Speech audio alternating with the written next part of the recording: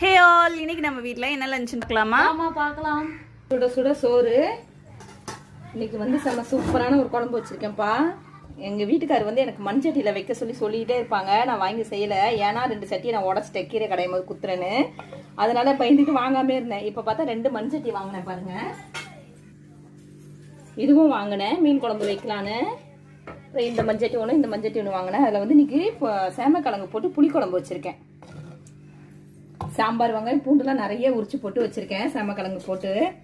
இது வந்து மீன் பாங்காம். இது வந்து ஒரு பர்மா ரெசிபி. மீன் வந்து வறுத்த மீன்ல கிழங்கா மீன்ல வெறும் வெங்காயம், பச்சை மிளகாய், எண்ணெய், உப்பு, மீனை பிச்சு போட்டு அப்படியே பண்ணி பச்சையா சாப்பிடுறது. இது ரொம்பவே நல்லா இருக்கும். நீங்க வெறும் சாப்பாடுலயே வச்சு சாப்பிடலாம், சாம்பார் சாதத்துக்கும் வச்சு சாப்பிடலாம், இந்த மாதிரி காரக்குழம்புக்கும் வச்சு சாப்பிடலாம், ரொம்ப நல்லா இருக்கும். அதுக்கப்புறம் வந்து ரசம், பருப்பு ரசம், அப்புறம் பைத்தங்காய் பொரியல், முட்டை போட்டு பைத்தங்காய் பொரியல் பண்ணியிருக்கேன்.